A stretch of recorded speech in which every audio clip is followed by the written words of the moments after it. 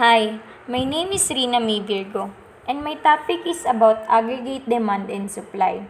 In this topic, it will enable us to study the effects of monetary policy on output and prices. What is aggregate demand? Aggregate demand is the total quantity of an economy's final goods and services demanded at different price levels. Aggregate demand is made up of four component parts.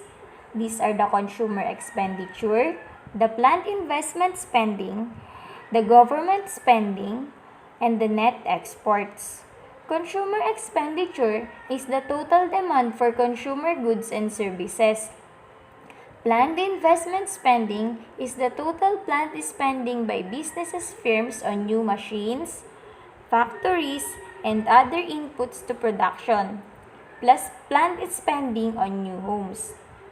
Government spending is the spending by all level of governments on goods and services. For example, the paper clips, computers, and the government workers and so on. Next is the net exports. The net foreign spending on domestic goods and services. Net export is equal to exports minus imports. Using the symbol C is for the consumer expenditure, I is for the planned investment spending, and G is for the government spending, and NX for the net exports. We can now write the following expression for the aggregate demand.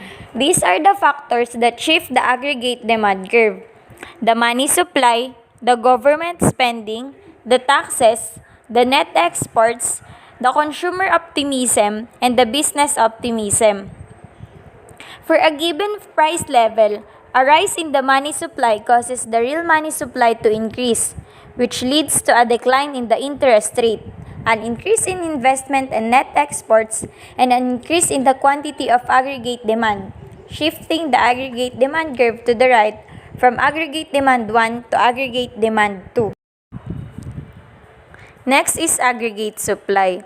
Aggregate supply is the total quantity of final goods and services that firms in the economy want to sell at different price levels. There is a long-run aggregate supply curve. Long-run aggregate supply curve is determined by amount of capital and labor and the available technology. Vertical at the natural rate of output generated by the natural rate of unemployment. Short-run aggregate supply curve. It is shown on the given equation, which shows that inflation is equal to the expected inflation plus the output gap plus the inflation shock. On this figure, it shows how fast the prices respond to variations in output gap. Shifts in aggregate supply curves. The long-run aggregate supply curve shifts to the right from where there is an increase in the total amount of capital in the economy, or an increase in the total amount of labor supplied in the economy, an increase in the available technology, or a decline in the natural rate of unemployment. An opposite movement in this variable shifts the long-run aggregate supply curve to the left. On this figure, it shows the shift in the long-run aggregate supply curve. An increase in the capital labor of technology or a fall in the natural rate of unemployment shifts the long-run aggregate supply curve to the right. Shifts in the short-run aggregate supply curve. There are factors that cause short-run aggregate supply curve. One is the tightness of the labor market. 2. Expectation of inflation. 3. Workers' attempts to push up their real wages. And 4. Changes in production costs that are unrelated to wages, such as energy costs. In the tightness of the labor market, when aggregate output is above the natural rate, the short-run aggregate supply curve shifts to the left. When aggregate output is below the natural rate, the short-run aggregate supply curve shifts to the right. On expected price level, a rise in the expected price level causes the aggregate supply curve to shift to the left.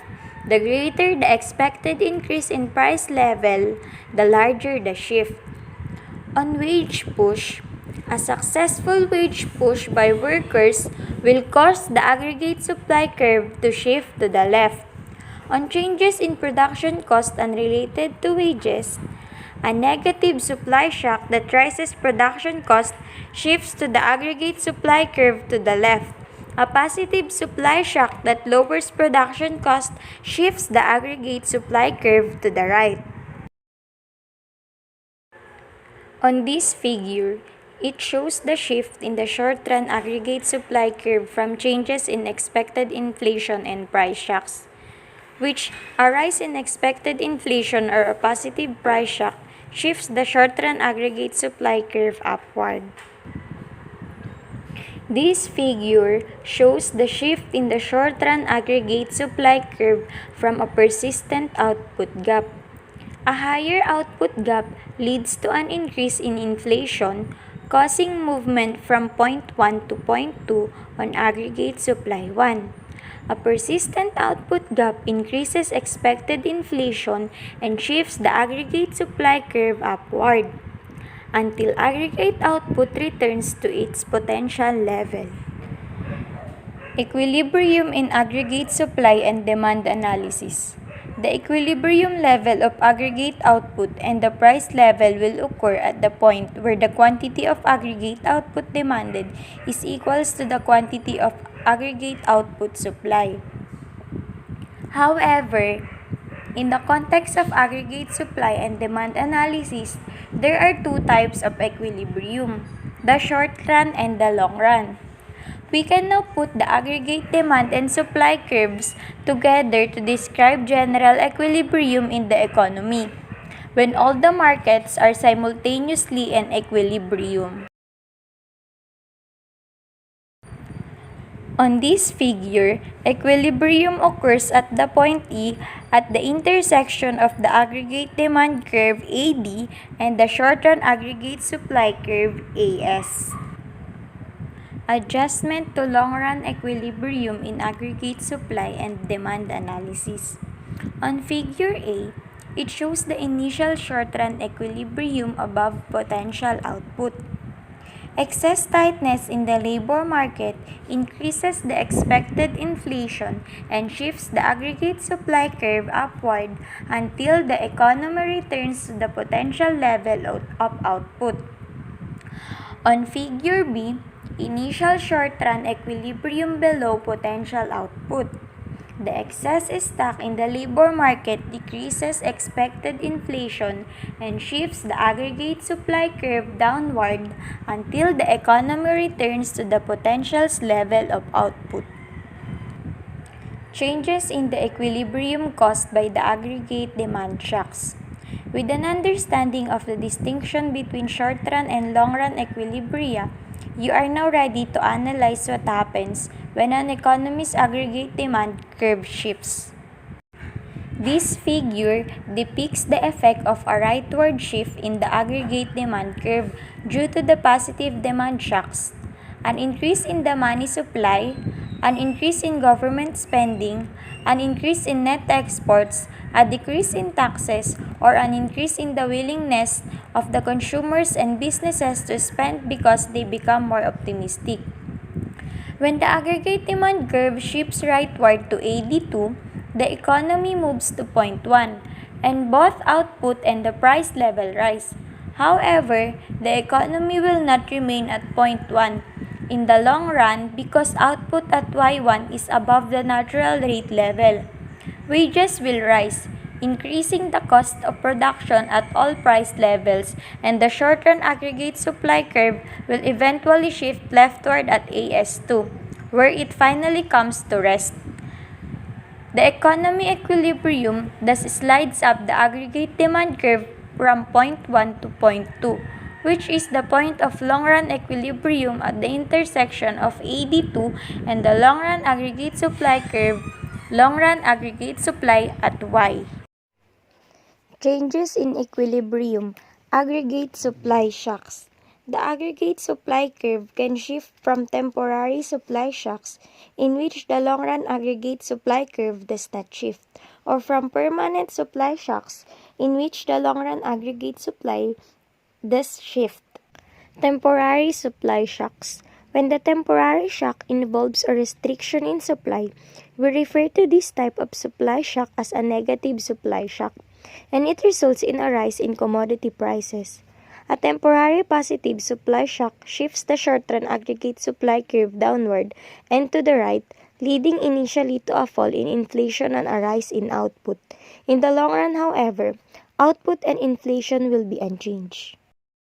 In this figure, it shows that a shift in the short-run aggregate supply curve from AS1 to AS2 moves the economy from point 1 to point 2 because Y2 is less than Yn. The short-run aggregate supply curve begins to shift back to the right, eventually returning to AS1 where the economy is again at point 1. Permanent supply shock. A permanent negative supply shock, such as an increase in ill-advised regulations that causes the economy to be less efficient, thereby reducing supply, would decrease potential output and shift the long-run aggregate supply curve to the left. Because the permanent supply shock will result in higher prices, there will be an immediate rise in the inflation, and so the short-run aggregate supply curve will shift up and to the left. Permanent negative supply shock. A permanent negative supply shock shifted the long-run aggregate supply curve leftward and aggregate supply curve upward, so the economy returns to the long-run equilibrium with output permanently lower and inflation permanently higher. Real business theory, in which aggregate supply shocks do affect the natural rate level of output. Hysteresis. The economists study that the natural rate level of unemployment and output are subject to hysteresis, a departure from full employment levels as a result of past high unemployment.